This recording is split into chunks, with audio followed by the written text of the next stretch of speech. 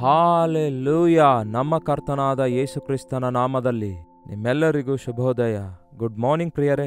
ಬೆಳಗಾಯಿತು ಪ್ರಿಯರೇ, ಬನ್ನಿರಿ ದೇವರ ವಾಕ್ಯವನ್ನು ಧ್ಯಾನಿಸುತ್ತಾ ಎಂದು ಹೇಳುತ್ತಾ ಈ ಅನುದಿನದ ಧ್ಯಾನದಲ್ಲಿ ದೇವರ ವಾಕ್ಯ ನಿಮ್ಮ ಮುಂದೆ ತರ್ತಿದ್ದೇನೆ. ಬನ್ನಿ ಚಿಕ್ಕ ಪ್ರಾರ್ಥನೆಯೊಂದಿಗೆ ಪ್ರಾರಂಭಿಸೋಣ. ಪರಿಶುದ್ಧ ದೇವರೇ, ನಿಮಗೆ ವಂದನೆಗಳು.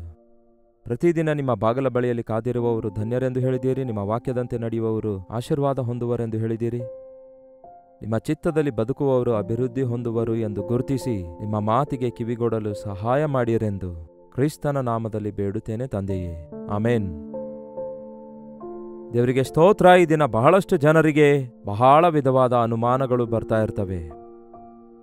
ಬಹಳಷ್ಟು ಜನ ವಿಶ್ವಾಸಿಗಳಿಗೆ, ಅಂದರೆ ದೇವರನ್ನು ನಂಬಿದ್ದೇವೆ, ದೇವರನ್ನು ಅರಿತಿದ್ದೇವೆ ಎಂದು ಹೇಳುವವರಿಗುಂಟಾಗುವ ಸಂದೇಹಗಳಲ್ಲಿ ಒಂದ್ಯಾವುದೆಂದರೆ, ಕರ್ತನನ್ನು ನಂಬಿದ್ದೇನಲ್ಲವೇ, ಮತ್ತ್ಯಾಕೆ ನನಗೆ ಈ ಕಷ್ಟ ಬಂತು, ನನಗೆ ಯಾಕೆ ಈ ಶ್ರಮೆ ಬಂತು, ಮತ್ತ್ಯಾಕೆ ನನಗೆ ಈ ಆಕ್ಸಿಡೆಂಟ್ ಆಯಿತು, ಇಲ್ಲವೇ ಯಾಕೆ ಈ ರೀತಿಯಾಗಿ ನನಗೆ ಒಂದು ಸೋಲುಂಟಾಯಿತು, ಯಾಕೆ ಹೀಗೆ ಫೇಲ್ ಆದೆನು ಎಂದು ಪ್ರಶ್ನೆಗಳು ಕಾಡ್ತವೆ. ಅಷ್ಟೇ ಅಲ್ಲ, ಇವೆಲ್ಲ ದೇವರೇ ಕಳಿಸಿಕೊಟ್ಟಿದ್ದಾರೆ ಎಂದು ಹೇಳುವವರು ಕೆಲವರಿದ್ದಾರೆ. ಕೇಡೇನಾದರೂ ಸಂಭವಿಸಿದ್ರೆ ಅದು ಸೈತಾನನಿಂದ ಬಂದಿದೆ, ಮೇಲೇನಾದರೂ ಉಂಟಾದರೆ ಅದು ದೇವರಿಂದ ಬಂದಿದೆ ಅಂದುಕೊಳ್ಳುವವರು ಇದ್ದಾರೆ. ಯಾವಾಗ ನೋಡಿದ್ರು ದೇವರ ಮೇಲೆ ನಿಂದೆ ಹೊರಿಸುವುದಾಗಲಿ, ಇಲ್ಲವೇ ಸೈತಾನನ ಮೇಲೆ ಆರೋಪ ಹೊರಿಸೋದಾಗಲಿ ಅನ್ನುತ್ತಾ ಇರ್ತಾರೆ. ಸೈತಾನನ್ನು ಶೋಧಿಸಿದ್ದಾನೆ, ನಾನು ಬಿದ್ದಿದ್ದೇನೆ, ನನಗೇನು ಮಾಡನ್ನುತ್ತೀರಿ ಅನ್ನುವಂತೆ ಅನ್ನುವುದು ಸರ್ವಸಾಧಾರಣ ಆಗಿದೆ. ಅಷ್ಟಕ್ಕೂ ದೇವರು ನಮ್ಮಲ್ಲಿ ಯಾವುದಾದ್ರೂ ಒಂದು ಕಾರ್ಯ ಮಾಡಬೇಕಾದರೆ ನಾವು ಆತನಿಗೆ ಒಪ್ಪಿಸಿಕೊಡಬೇಕಲ್ಲವೇ? ಸೈತಾನನು ನಮಗೆ ಮುಟ್ಟಲಾರದೆ ಇರಬೇಕಾದರೆ ನಾವು ದೇವರ ಸಮೀಪದಲ್ಲಿರಬೇಕಲ್ಲವೇ? ದೇವರ ನಿಕಟತೆಯಲ್ಲಿ ನಾವಿರುವಾಗ ಸೈತಾನನು ನಮ್ಮ ಸಮೀಪಕ್ಕೆ ಬರಲಾರನು. ಇಂದ ಕವರೇಜ್ ಎಂದು ಹೇಳ್ತಾರಲ್ಲವೇ, ನಾವು ಆ ಕವರೇಜ್ ಒಳಗಡೆ ಇರುವಾಗ ಸುರಕ್ಷಿತರಾಗಿರ್ತೇವೆ, ದೇವರೊಂದಿಗೆ ಸಂಬಂಧವುಳ್ಳವರಾಗಿರ್ತೇವೆ. ಯಾವತ್ತೇ ಆಗಲಿ ಆಟ ಆಡುವಂಥವರನ್ನಾಗಿ ನೋಡ್ರಿ, ಅವರು ಔಟ್ ಆಗ್ತಾರೆ, ಒಳ್ಳೆಯ ಆಟಗಾರರೇ. ಆದರೆ ಒಂದು ಗೆರೆಯನ್ನು ದಾಟಿದ ನಂತರ ಅವರು ಆ ಗೆರೆ ದಾಟಿ ತಪ್ಪು ಮಾಡಿರುವುದರಿಂದ ಸೋತು ಹೋಗ್ತಾರೆ. ಹಾಗೆಯೇ ನಾವು ದೇವರ ಚಿತ್ತದಿಂದ ಹೊರಗೆ ಹೋಗುವಾಗ ಕಷ್ಟಗಳ ಪಾಲಾಗ್ತೇವೆ. ನಾವು ತೆಗೆದುಕೊಳ್ಳುವ ನಿರ್ಣಯಗಳು ಬಹಳ ಪ್ರಾಮುಖ್ಯವಾಗಿರ್ತವೆ. ಬೆಳಿಗ್ಗೆ ಎದ್ದಂದಿನಿಂದ ರಾತ್ರಿ ಮಲಗುವವರೆಗೂ ಎಷ್ಟೋ ನೂರಾರು ನಿರ್ಣಯಗಳನ್ನು ನಾವು ತೆಗೆದುಕೊಳ್ಳಬೇಕಾಗಿರೋದ್ರಿಂದ ಒಮ್ಮೆ ಗಮನಿಸಿ ನೋಡಿಕೊಳ್ಳೋದಾದ್ರೆ, ಒಂದು ಹೊಸ ಕೆಲಸ ಮಾಡಬೇಕಾದಾಗ ಆಲೋಚಿಸಿ ಮಾಡುತ್ತೇವೆ. ಹಾಗಾಗಿ ಅವು ನಮಗೆ ನೆನಪಿರ್ತವೆ. ಕೆಲವೊಂದು ಅಭ್ಯಾಸಕ್ಕೆ ನಾವು ಒಳಗಾಗುವಾಗ ಅವುಗಳನ್ನು ನಾವು ಅಂದುಕೊಳ್ಳದಂತೆಯೇ ಸ್ಪಂದಿಸುತ್ತಾ ಇರ್ತೇವೆ, ಅವುಗಳನ್ನು ಮಾಡ್ತಲೇ ಇರ್ತೇವೆ. ನಾವು ಮಾಡಬೇಕಾದದ್ದು ಇದೋ ಅದೋ ಇಲ್ಲವೇ ಮತ್ಯಾವುದೋ ಎಂಬ ಆಪ್ಷನ್ ಯಾವಾಗಲೂ ನಮ್ಮ ಮುಂದಿದೆ. ಎರಡು ಕೆಲಸ ನಿಮ್ಮ ಮುಂದಿವೆ, ಯಾವ ಕೆಲಸ ಮೊದಲು ಮಾಡಬೇಕು ಎಂಬ ಅವಕಾಶ ನಿಮ್ಮ ಮುಂದೆ ಇರುತ್ತೆ. ಯಾವ ಕೆಲಸ ಮೊದಲು ಮಾಡ್ತೀರೋ ಅದಕ್ಕೆ ತಕ್ಕಂಥ ಪ್ರತಿಫಲ ಕಾಣ್ತೀರಿ. ನಾನೇನಾದರೂ ಥಿಯರಿ ಹೇಳ್ತಾ ಇದ್ದೇನಾ? ಮೊದಲು ಮಾಡಬೇಕಾದದ್ದು ಯಾವುದು, ನಂತರ ಯಾವುದು ಯಾವಾಗ ಮಾಡಬೇಕು, ಯಾವುದನ್ನು ಮಾಡಬೇಕು, ಯಾವುದನ್ನು ಮಾಡಬಾರದು ಎಂಬ ವಿವೇಚನೆಯ ಜ್ಞಾನ ಬೈಬಲ್ ಚೆನ್ನಾಗಿ ಓದುವವರಿಗೆ, ಅಂದರೆ ದೇವರ ಚಿತ್ತದಲ್ಲಿರುವವರಿಗೆ ತಕ್ಷಣವೇ ಅವರ ಮನಸ್ಸಾಕ್ಷಿ ಎಚ್ಚರಿಸುತ್ತಾ ಇರುವುದರಿಂದ ಕರೆಕ್ಟಾಗಿ ದೇವರಿಗೆ ಅನುಕೂಲವಾಗಿ ಜೀವಿಸಿ ಆಶೀರ್ವದಿಸಲ್ಪಡ್ತಾರೆ. ಉದಾಹರಣೆಗೆ ರೂತಳ ಪುಸ್ತಕದಲ್ಲಿ ನಾವು ಒಂದು ಕುಟುಂಬವನ್ನು ನೋಡ್ತೇವೆ. ಇದು ಚೆನ್ನಾಗಿ ಆಶೀರ್ವದಿಸಲ್ಪಟ್ಟ ಕುಟುಂಬವೇ ಆಗಿತ್ತು. ಯಾಕೆಂದರೆ ಇವರು ಬೆತ್ಲೆಹೇಮಿನ ಗ್ರಾಮದವರು. ಅದು ಆಶೀರ್ವಾದದ ಸ್ಥಳವಲ್ಲವೋ? ಬೆತ್ಲೆಹೇಮ್ ಚಿಕ್ಕ ಗ್ರಾಮ ಆದಾಗ್ಯೂ ರಕ್ಷಕನು ಅದರೊಳಗಿಂದಲೇ ಹುಟ್ಟಿ ಬರುವನು ಎಂದು ಶಾಸ್ತ್ರ ನೆರವೇರಿದಂತೆಯೇ ಬೆತ್ಲೆಹೇಮನ್ನು ನಾವು ಎಷ್ಟೋ ಹೆಚ್ಚಾಗಿ ಆನಂದಿಸ್ತೇವೆ ಬೆತ್ಲೆಹೇಮನ್ನು ನೋಡುವುದಕ್ಕಾಗಿ. ಈ ದಿನವೂ ಬೆತ್ಲೆಹೇಮ್ ನೋಡಬಹುದು. ಪಾಲಸ್ತೀನಿಗೆ ಹೋಗೋದಾದರೆ ಯೆರೂಸಲೇಮ್ ಪಕ್ಕದಲ್ಲಿಯೇ ಪಾಲಸ್ತೀನರ ಕಂಟ್ರೋಲಲ್ಲಿದೆ, ಅದನ್ನು ನೋಡಬಹುದು. ಚಿಕ್ಕ ಗ್ರಾಮ ಅದು. ಅಷ್ಟೇ ಅಲ್ಲ, ಅದು ದಾವೀದನ ಊರಾಗಿದೆ. ದಾವೀದನು ಬೆಳೆದಿರೋದು ಅಲ್ಲೇ. ದಾವೀದನು ಪ್ರಾರ್ಥಿಸುವವನಾಗಿ ಆ ಬೆಟ್ಟಗಳಿಗೆ ಹೋಗಿ, ಆ ಹೊಲಗಳಿಗೆ ಹೋಗಿ ತನ್ನ ಕುರಿಗಳನ್ನು ಮೇಯಿಸುತ್ತಾ ಪ್ರಾರ್ಥಿಸಿರುವಂತಹ ಆಶೀರ್ವದಿಸಲ್ಪಟ್ಟ ಗ್ರಾಮ ಆಗಿತ್ತು. ಅಲ್ಲಿದ್ದಾರೆ ಇವರು ಒಂದು ಒಳ್ಳೆ ಕುಟುಂಬದವರು. ಎಲಿಮೆಲೇಕನು, ನವೋಮಿ, ಮಹಲೋನನು, ಕಿಲಿಯೋನನು, ಗಂಡ ಹೆಂಡತಿ, ಇಬ್ಬರು ಮಕ್ಕಳು, ಒಂದು ಸುಂದರವಾದ ಕುಟುಂಬ ಇತ್ತು.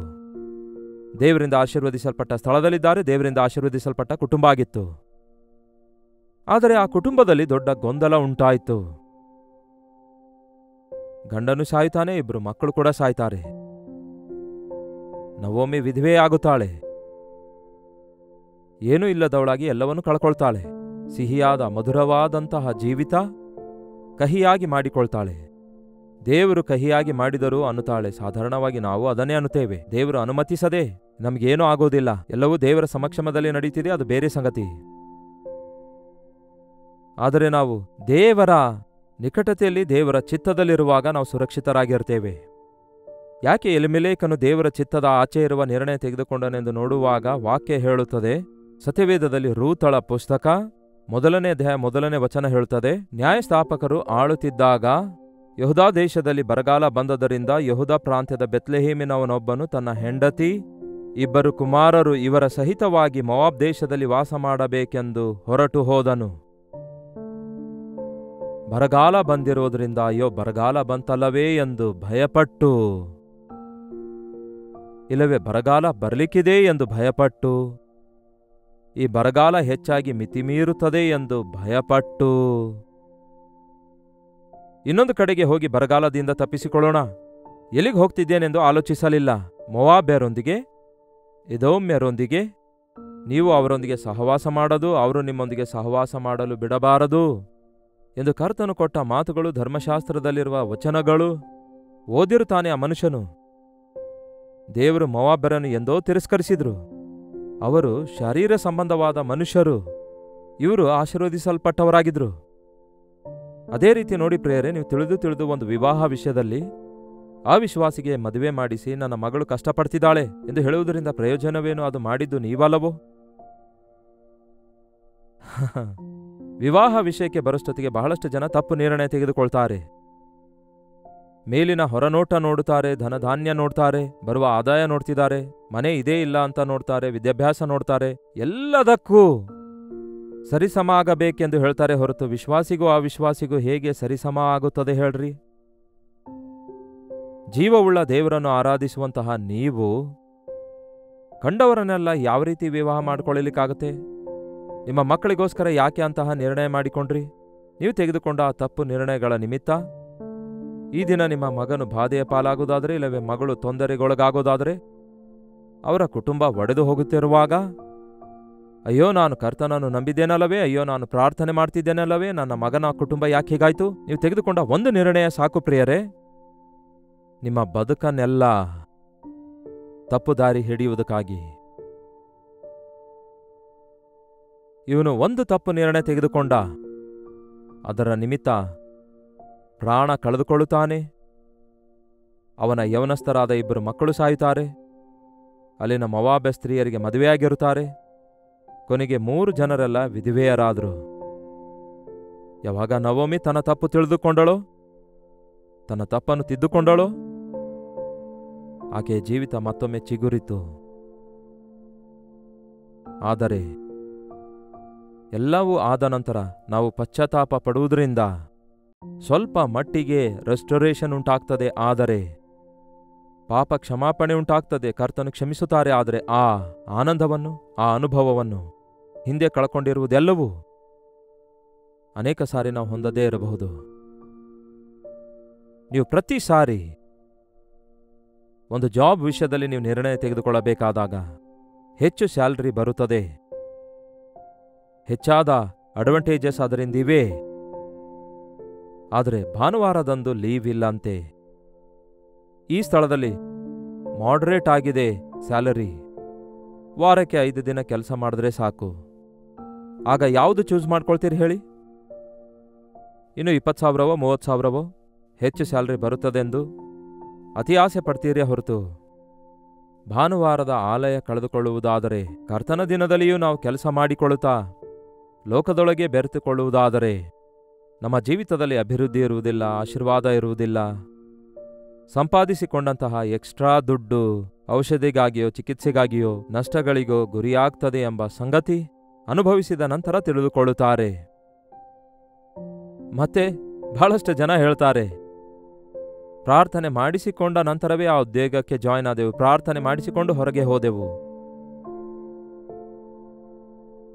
ಅನ್ನುತ್ತಾರೆ. ಬಿಳಾಮನಿಗೆ ದೇವ್ರು ಹೇಳ್ತಾರೆ ಅವರೊಂದಿಗೆ, ನೀನು ಹೋಗಬೇಡ, ಬಾಳಾಕನ ಬಳಿಗೆ ಹೋಗಿ ಇಸ್ರಾಯೇಲರನ್ನು ಶಪಿಸಬಾರದು ಎಂದು ಹೇಳಿದ್ರೆ, ಮೇಲಿಂದ ಮೇಲೆ ನನಗೆ ಹೋಗನುತ್ತೀಯ ಹೂ ಅನ್ನುವವರೆಗೂ ಕರ್ತನಿಂದಲೇ ಹೋಗು ಹಾಗಾದ್ರೆ ಅನ್ನುವ ರೀತಿಯಲ್ಲಿ ಸತತವಾಗಿ ದೇವರಿಗೆ ಬೇಸರಗೊಳಿಸಿ, ದೇವರು ಹೋಗನ್ನುತ್ತಾರೆ ಹೊರತು ಶಪಿಸೋನಲ್ಲ. ಹೋಗ್ತಾನೆ, ಆದರೆ ಏನ್ ಪ್ರಯೋಜನ? ಅಲ್ಲಿಗೆ ಹೋದಾಗ ಅವನ ಬಾಯಿಂದ ಆಶೀರ್ವಾದಗಳೇ ಬರ್ತವೆ. ಅವನ ಮೂರ್ಖತನವನ್ನು ಕತ್ತೆ ನೋಡಿ ಗದರಿಸಿದ್ರೂ ಸಹ ಹೃದಯ ಕಠಿಣ ಮಾಡಿಕೊಂಡು ಮುಂದಕ್ಕೆ ಹೋದನೆ ಹೊರತು ಹಿಂದಕ್ಕೆ ತಿರುಗಿ ಬರಲಿಲ್ಲ. ನೋಡಿ ಪ್ರಿಯರೇ, ಯಾವತ್ತೇ ಆಗಲಿ ನಾವು ತಪ್ಪು ಮಾಡುವಾಗ ಅನೇಕ ವಿಧಾನದಲ್ಲಿ ದೇವರು ನಮ್ಮನ್ನು ಆ ತಪ್ಪಿನಿಂದ ಕಾಪಾಡಲು ಬಯಸ್ತಾರೆ. ಅವಾಗ್ಲಾದರೂ ನಾವು ಗ್ರಹಿಸಿಕೊಂಡು ಇದು ದೇವರ ಚಿತ್ತ ಅಲ್ಲವೇನೋವೆಂದು ತಿಳಿದು ನಮ್ಮನ್ನು ನಾವು ಪರಿಶೀಲಿಸಿಕೊಂಡು ಆಗ ನಾವು ನಿಂತರೆ ಅದ್ಭುತ ಕಾರ್ಯ ಕಾಣ್ತೇವೆ. ಆರಂಭದಲ್ಲಿ ಬಹಳ ವರ್ಷಗಳವರೆಗೂ ನಾನು ಬೈಕ್ ಮೇಲೆ ಸೇವೆ ಮಾಡಿದ್ದೇನೆ. ಆ ಬೈಕ್ ಒಂದು ಕಿಕ್ಕಲ್ಲೇ ಸ್ಟಾರ್ಟ್ ಆಗಬೇಕು. ಈಗಲಾದರೂ ಸೆಲ್ಫ್ ಹೊಡೆದ್ರೆ ಸಾಕು, ಆ ಬಟನ್ನಿಂದ ಸ್ಟಾರ್ಟ್ ಆಗ್ತವೆ. ಆದರೆ ಆ ಕಾಲದಲ್ಲಿ ಕಿಕ್ ಹೊಡೆಯಬೇಕಿತ್ತು. ಒಂದೊಂದು ಸಾರಿ ಅದು ಎಷ್ಟೇ ಸಾರಿ ಕಿಕ್ ಹೊಡೆದ್ರೂ ಸ್ಟಾರ್ಟ್ ಆಗದಿರುವಾಗ 2-3 ಸಾರಿ ಕಿಕ್ ಹೊಡೆದು ನಿಲ್ಲುತ್ತಾ ಇದ್ದೆ. ಕರ್ತನೇ, ನಾನು ಹೋಗುವ ಸ್ಥಳ ನಿನಗೆ ಅಂಗೀಕಾರವಾಗಿಲ್ಲವೋ? ಈಗ ನಾನು ಹೊರಗೆ ಹೋಗಬೇಡ ಅನ್ನುತ್ತಾ ಇದ್ದೀಯಾ ಎಂದು ಅಲ್ಲಿಯೇ ಬೈಕ್ ಹತ್ರ ನಿಂತ್ಕೊಂಡು ಪ್ರಾರ್ಥಿಸ್ತಾ ಇದ್ದೆ. ಕೆಲವೊಂದು ಸಾರಿ ಬೇಡ ಒಳಗಡೆ ಹೋಗು ಅಂದಾಗ ನಾನು ಮನೆಯೊಳಗಡೆ ಹೋದ ಪರಿಸ್ಥಿತಿಗಳು, ಎಷ್ಟೋ ಕೇಡುಗಳಿಂದ, ಅನವಶ್ಯಕವಾದ ಆಕ್ಸಿಡೆಂಟ್ಗಳಿಂದ, ಅನವಶ್ಯಕವಾದಂತಹ ಈ ಒಂದು ಜಗಳಗಳಿಂದ ದೇವರು ನನ್ನನ್ನು ತಪ್ಪಿಸಿದ ಎಷ್ಟೋ ಪರಿಸ್ಥಿತಿಗಳು ನನಗೆ ನೆನಪಿವೆ. ದೇವರು ಅಡ್ಡ ತಡೆಯುತ್ತಿದ್ದಾರೆ ಅಂದ್ಕೊಳ್ಬೇಡಿ. ದೇವರ ಚಿತ್ತದಿಂದ ನೀವು ಹೊರಗೆ ಹೋಗುತ್ತಿರುವಾಗ ನಿಮಗೆ ತೋರಿಸಿಕೊಡ್ತಾರೆ. ಕೆಲವೊಂದು ಗುರುತುಗಳನ್ನು ತೋರಿಸ್ತಾರೆ. ಆಗ ನಿಮ್ಮ ಮನಸಾಕ್ಷಿ ಗದರಿಸ್ತದೆ, ವಿಧೇಯರಾಗಬೇಕು. ಅವಾಗಲೇ ಅದ್ಭುತಗಳನ್ನು ನೋಡ್ತೀರಿ. ನಾನು ಅಂದ್ಕೊಂಡದ್ದೇ ನಡೆಯಬೇಕು ಅಂದ್ಕೊಳ್ಳೋದಾದ್ರೆ ಚಿಕ್ಕಲ್ಲಿ ಸಿಕ್ಕಿಬೀಳೋದು ತಪ್ಪಿದಲ್ಲ. ದೇವರು ನಿಮ್ಮ ಮೇಲೆ ದೃಷ್ಟಿಯಿಟ್ಟು ನಿಮಗೆ ಆಲೋಚನೆ ಹೇಳ್ತಾರೆ. ನೀವು ನಡೆಯಬೇಕಾದ ಮಾರ್ಗದಲ್ಲಿ ನಡೆಸುತ್ತೇನೆಂದು ಹೇಳಿದ ದೇವರು ನಮ್ಮ ಜೀವಿತದ ಪ್ರತಿಯೊಂದು ಚಿಕ್ಕ ವಿಷಯದಲ್ಲಿಯೂ, ದೊಡ್ಡ ವಿಷಯದಲ್ಲಿಯೂ, ಆಸ್ತಿಗಳನ್ನು ಕೊಂಡುಕೊಳ್ಳುವ ವಿಷಯದಲ್ಲಿಯೂ, ವಿವಾಹ ವಿಷಯದಲ್ಲಿಯೂ, ಉಜ್ಜೀವನದ ವಿಷಯದಲ್ಲಿಯೂ. ಅಷ್ಟ್ಯಾಕೆ ಪ್ರಿಯರೇ, ನಾವು ಕಾಯಿ ಪಲ್ಯಗಳನ್ನು ಕೊಂಡುಕೊಳ್ಳಲು ಮಾರ್ಕೆಟಿಗೆ ಹೋಗುವಾಗಲೂ ಕೂಡ ನಿಮ್ಮಲ್ಲಿ ಎಷ್ಟು ಜನ ಪ್ರಾರ್ಥನೆ ಮಾಡಿಕೊಳ್ತೀರಿ? ಶಾಪಿಂಗ್ ಹೋಗಬೇಕಾದಾಗ ದೇವರೇ ಏನು ಕೊಂಡುಕೊಳ್ಬೇಕು ಬೇಡವೋ ನಮಗೆ ಸಹಾಯ ಮಾಡಿರಿ, ಮೋಸ ಹೋಗದಂತೆ ಸಹಾಯ ಮಾಡಿರಿ ಎಂದು ಪ್ರಾರ್ಥಿಸಿ ಹೋಗಿ ನೋಡಿರಿ. ಆ ನಂತರ ನೀವು ಮನೆಗೆ ಬಂದು ಬಾಧೆ ಪಡುವ ಅಗತ್ಯವಿರಲ್ಲ. ಅಯ್ಯೋ, ಮೋಸ ಹೋದೆ, ನಷ್ಟ ಹೋದೆ, ಇವು ಕೆಲಸಕ್ಕೆ ಬರೋದಿಲ್ಲ, ಹಾಳಾಗಿವೆ ಎಂದು ಬಾಧೆ ಪಡುವ ಅಗತ್ಯವಿರಲ್ಲ. ಅನುದಿನದ ಜೀವಿತದಲ್ಲಿ ನಾವು 2 ಯೋಚನೆಗಳ ಮಧ್ಯೆ ಒದ್ದಾಡ್ತಿರ್ತೇವೆ, ಇದನ್ನೋ ಅದನ್ನೋ ಎಂಬುದಾಗಿ. ಒಂದೊಂದು ನೋಡುವುದಕ್ಕೆ ಬಹಳ ಚೆನ್ನಾಗಿ ಕಾಣಿಸ್ತವೆ, ಸುಲಭವಾಗಿರುವಂತೆ ಕಾಣಿಸ್ತವೆ. ಯೇಸು ಹೇಳಿದಾರಲ್ಲವೇ, ಅಗಲವಾದ ಮಾರ್ಗದಲ್ಲಿ ಹೋಗುವವರು ಅನೇಕರಿದ್ದಾರೆ, ಬಹಳ ಆರಾಮಾಗಿರುತ್ತೆ ಆ ಮಾರ್ಗ, ಆದರೆ ಅದರ ಅಂತ್ಯ ನಾಶವಾಗಿದೆ. ಇಕ್ಕಟ್ಟಾದ ಮಾರ್ಗದೊಳಗಿಂದ ಪ್ರವೇಶಿಸಲು ಪ್ರಯಾಸ ಪಡೀರಿ. ಎಲ್ಲರೂ ತೆಗೆದುಕೊಂಡ ನಿರ್ಣಯ ನಾವು ತೆಗೆದುಕೊಳ್ಳಬಾರದು. ದೇವರು ಹೇಳಿದ್ದನ್ನೇ ತೆಗೆದುಕೊಳ್ಳಬೇಕು. ಎಲ್ಲರೂ ಮಾಡ್ತಾರಲ್ಲವೇ, ಎಲ್ಲರೂ ಹಾಗೆ ಮಾಡ್ತಿರೋದ್ರಿಂದ ನಾನು ಕೂಡ ಮಾಡ್ತೇನೆ ಎಂದು ಹೇಳುವ ವಿಶ್ವಾಸಿಗಳು ಈ ದಿನ ಎಲ್ಲರಂತೆ ತಯಾರಾಗಿ ಅವಿಶ್ವಾಸಿಗಳಾಗಿ ಉಳ್ಕೊಳ್ತಿದ್ದಾರೆ. ನಾವು ತೆಗೆದುಕೊಳ್ಳುವ ನಿರ್ಣಯಗಳ ವಿಷಯದಲ್ಲಿ ಪ್ರತಿ ದಿನ ನಿಂತು ಆಲೋಚಿಸಬೇಕು. ಪ್ರಾರ್ಥಿಸಿರಿ, ಇದು ದೈವ ನಿರ್ಣಯ ಆಗಿದೆಯಾ ಎಂದು ದೇವರ ಸನ್ನಿಧಿಯಲ್ಲಿ ಒಮ್ಮೆ ಪ್ರಾರ್ಥಿಸಿ ನೋಡಿ. ದೇವರೇ, ನಿಮ್ಮ ಸನ್ನಿಧಿ ನನ್ನೊಂದಿಗೆ ಬರದಿದ್ದರೆ ನಮ್ಮನ್ನು ಕರೆದೊಯ್ಯಬೇಡಿರಿ ಅನ್ನುತ್ತಾನಲ್ಲವೇ ಆ ಮೋಶೆ. ಇದು ನಿಮ್ಮ ಚಿತ್ತ ಅಲ್ಲದೇ ಇರುವುದಾದರೆ ದೇವರೇ ನಮಗೆ ಅದರ ಸೂಚನೆ ತೋರಿಸಿರಿ. ಮುಖ್ಯವಾಗಿ ಜೀವಿತ ಕಾಲವೆಲ್ಲ ಇರುವಂತಹ ಕೆಲವೊಂದು ಕಾರ್ಯಗಳು, ಅಂದರೆ ವಿವಾಹ ಲೈಫ್ ಲಾಂಗ್ ಇರಬೇಕಾಗ್ತದಲ್ಲವೇ? ಮತ್ತೆ ನೀವು ತಿದ್ದುಕೊಳ್ಳಲಾರದಂತಹ ತಪ್ಪುಗಳು ಮಾಡಬೇಕಾದಾಗ ಬಹಳ ಕಷ್ಟಪಡಬೇಕಾಗುತ್ತೆ. ಕೆಲವೊಂದು ತಿದ್ದುಕೊಳ್ಳಲಿಕ್ಕಾಗಲ್ಲ. ಒನ್ಸ್ ಯು ಕಮಿಟ್, ಇನ್ನು ಮುಗಿದೋಗಿರುತ್ತೆ. ಒಂದು ಬಾಂಡ್ ಬರೆದು ಸಹಿ ಮಾಡುವಾಗ ಅದರಿಂದ ಹೊರಬರ್ಲಿಕ್ಕಾಗೋದಿಲ್ವಲ್ಲ. ಸೌಲನು ಎಂಬ ಒಬ್ಬ ರಾಜನಿದ್ದಾನೆ. ಅವನು ತಪ್ಪು ನಿರ್ಣಯ ತೆಗೆದುಕೊಳ್ತಾನೆ. ದೇವರು ಅವನಿಗೆ ಎಷ್ಟೋ ಆಶೀರ್ವದಿಸಿ ರಾಜನನ್ನಾಗಿ ಮಾಡಿ ಸಮುವೇಲನಂತಹ ದೇವರ ಸೇವಕನನ್ನು ಕೊಟ್ರೆ, ಒಂದು ದಿನ ಸಮುವೇಲನು ಬರಲು ತಡವಾಯ್ತಂತೆ. ತಡವಾಗಿದ್ದಕ್ಕೆ ಜನರು ಚದರಿ ಹೋಗ್ತಾರೇನೋ, ಚದರಿ ಬೇರೆ ಕಡೆಗೆ ಹೋಗ್ತಾರೇನೋ ಎಂದು ಯೋಚಿಸಿ ಏನ್ ಮಾಡ್ತಾನೆ ಗೊತ್ತಾ? ಸಮುವೇಲನು ಬರಲಿಲ್ಲವೆಂದು ಯೋಚಿಸಿ ಯಜ್ಞಗಳನ್ನು ತಾನೇ ಅರ್ಪಿಸುತ್ತಾನೆ.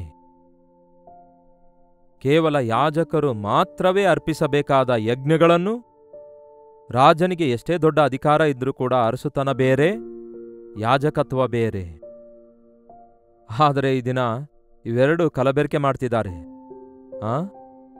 ಈ ದಿನ ಅಧಿಕಾರಿಗಳನ್ನು ಕೂಡ, ಅಂದರೆ ಲೋಕಾಧಿಕಾರಿಗಳನ್ನು ತಂದು ಮೀಟಿಂಗ್ಸ್ನಲ್ಲಿ ಕುಡ್ರಿಸಿಕೊಳ್ಳೋದು, ಅವರ ಮೂಲಕ ಕೂಡ ಒಂದು 4 ಮಾತಾಡಿಸಿಕೊಳ್ಳೋದು, ಅದು ಸರ್ವಸಾಧಾರಣ ಆಗ್ಬಿಟ್ಟಿದೆ.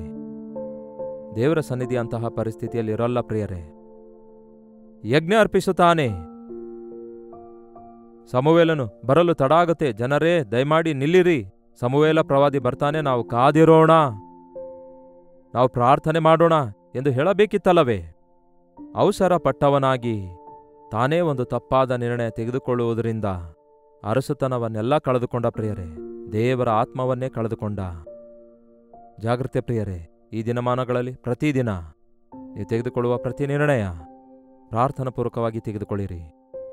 ತಪ್ಪು ನಿರ್ಣಯಗಳು ನಮ್ಮನ್ನು ಸಮಸ್ಯೆಗಳ ಪಾಲು ಮಾಡ್ತವೆ, ಶ್ರಮೆಗಳ ಪಾಲು ಮಾಡ್ತವೆ, ಕೆಲವೊಮ್ಮೆ ದೇವರಿಂದ ದೂರ ಕೂಡ ಮಾಡ್ತವೆ. ದೇವರೇ, ನಿಮ್ಮ ಚಿತ್ತವೇ ನನ್ನ ವಿಷಯದಲ್ಲಿ ನೆರವೇರಲಿ, ತಂದೆಯ ಚಿತ್ತ ಮಾಡಬೇಕೆಂಬ ಒಂದೇ ಧ್ಯಾಸದಿಂದ ಯೇಸು ಕ್ರಿಸ್ತನು ಈ ಲೋಕಕ್ಕೆ ನಮ್ಮ ಹಾಗೆ ನರಾವತಾರವೆತ್ತಿ ರಕ್ತ ಮಾಂಸ ಧರಿಸಿದವರಾಗಿ ಬಂದಾಗ ಲೋಕಾನುಸಾರವಾಗಿ ಅಲ್ಲ ಪ್ರಿಯರೇ, ದೈವ ಚಿತ್ತಾನುಸಾರವಾಗಿ, ಪರಲೋಕಾನುಸಾರವಾಗಿ ಆತನು ಪ್ರವರ್ತಿಸುತ್ತಾನೆ. ತಂದೆಯೇ, ನನ್ನ ಚಿತ್ತವಲ್ಲ ನಿನ್ನ ಚಿತ್ತವೇ ಎಂದು ಸಮರ್ಪಿಸಿಕೊಳ್ಳುವುದನ್ನು ನೋಡುತ್ತೇವೆ. ಮಾನವ ಮಾತ್ರರಾಗಿರುವ ನಾವು ಪಾಪ ಇಚ್ಛೆಗಳಿಂದ, ಪಾಪ ಆಸೆ ಆಕರ್ಷಣೆಗಳಿಂದ ಕೂಡಿದವರಾಗಿ ಅವುಗಳ ಆಕರ್ಷಣೆಗೆ ಒಳಗಾಗುವ ನಾವು ಏನಾದರೂ ಒಂದು ತಪ್ಪು ಹೆಜ್ಜೆ ಹಾಕುವುದಾದರೆ ನಷ್ಟ ಕಷ್ಟಗಳ ಪಾಲಾಗುವುದು ಸರ್ವಸಾಧಾರಣ. ಹಾಗಾಗಿ ಇನ್ನು ಮೇಲೆ ಪ್ರತಿಯೊಂದು ವಿಷಯ ದೇವರ ಮುಂದೆ ಇಟ್ಟು ನಿರ್ಣಯಿಸಿಕೊಳ್ಳಿರಿ. ಪ್ರಾರ್ಥನೆ. ಪರಿಶುದ್ಧ ದೇವರೇ, ಪ್ರೀತಿಯುಳ್ಳ ತಂದೆಯೇ, ನಿಜವೇ ದೇವರೇ, ನಮ್ಮ ಜೀವಿತದಲ್ಲಿ ಎಷ್ಟೋ ಸಾರಿ ತಪ್ಪು ಮಾಡಿ ತಿದ್ದುಕೊಳ್ಳುವ ಸ್ಥಿತಿಯಲ್ಲಿಯೇ ನಾವು ಉಳ್ಕೊಳ್ತಿದ್ದೇವೆ.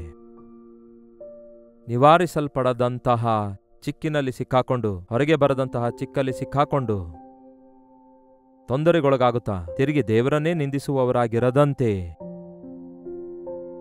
ನಿಮ್ಮ ನಿರ್ಣಯದ ಮೇರೆಗೆ, ನಿಮ್ಮ ಚಿತ್ತದ ಮೇರೆಗೆ, ನಿಮ್ಮ ಜೊತೆ ಇರುವಿಕೆ, ನಿಮ್ಮ ಸಹಾಯದೊಂದಿಗೆ ಪ್ರತಿ ವಿಷಯ ನಿಮ್ಮ ಮುಂದೆ ಇಟ್ಟು ಪ್ರಾರ್ಥನೆಯೊಂದಿಗೆ ನಿರ್ಣಯಿಸುವುದಕ್ಕಾಗಿ, ನಿಮ್ಮೊಂದಿಗೆ ನಡೆಯುವುದಕ್ಕಾಗಿಯೂ, ನಿಮ್ಮನ್ನು ಮಹಿಮೆಪಡಿಸುವುದಕ್ಕಾಗಿಯೂ, ಆಧ್ಯಾತ್ಮಿಕವಾಗಿ ಸ್ಥಿರಗೊಳ್ಳುವುದಕ್ಕಾಗಿಯೂ ನಮ್ಮ ಪ್ರತಿಯೊಬ್ಬರಿಗೂ ಸಹಾಯ ಮಾಡಿರೆಂದು ಕ್ರಿಸ್ತನ ನಾಮದಲ್ಲಿ ಬೇಡುತ್ತೇನೆ ತಂದೆಯೇ, ಆಮೇನ್.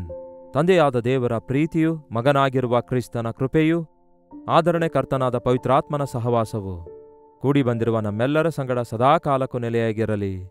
ಆಮೇನ್. ದೇವರಿಗೆ ಸ್ತೋತ್ರ. ನಿಮ್ಮ ಪ್ರಾರ್ಥನಾ ಮನವಿ 8939731313 ನಂಬರ್ಗೆ ಹಾಗೂ ಇತರ ದೇಶದಿಂದಲೂ ಸಹ ವೀಕ್ಷಿಸುವುದಾದರೆ ಇದೇ ನಂಬರ್ಗೆ ಒಂದು ಟೆಕ್ಸ್ಟ್ ಇಲ್ಲವೇ ವಾಯ್ಸ್ ಮೆಸೇಜ್ ಮುಖಾಂತರ ವಾಟ್ಸಪ್ ಕಳಿಸಿಕೊಡಿರಿ. ನಿಮಗೋಸ್ಕರ ಪ್ರಾರ್ಥಿಸುತ್ತಿದ್ದೇವೆ. ದೇವರು ತಪ್ಪದೇ ಉತ್ತರಿಸುವವರಾಗಿದ್ದಾರೆ. Doctor Jayapal Kannada YouTube channel ಅನ್ನು ಸಬ್ಸ್ಕ್ರೈಬ್ ಮಾಡಿಕೊಳ್ಳಿರಿ. ಲೈಕ್ ಮಾಡಿ, ಶೇರ್ ಮಾಡುವುದನ್ನು ಮರೆಯಬೇಡಿ. ಕರ್ತನ ಚಿತ್ತವಿರುವುದಾದರೆ ಮತ್ತೆ ನಾಳೆ ಇದೇ ಅನುದಿನದ ಧ್ಯಾನ ಎಂಬ ಕಾರ್ಯಕ್ರಮದಲ್ಲಿ ಭೇಟಿಯಾಗೋಣ. ಅಲ್ಲಿವರೆಗೂ ದೇವರ ಮಹಾಕೃಪೆ ನಿಮ್ಮೆಲ್ಲರೊಂದಿಗಿರಲಿ.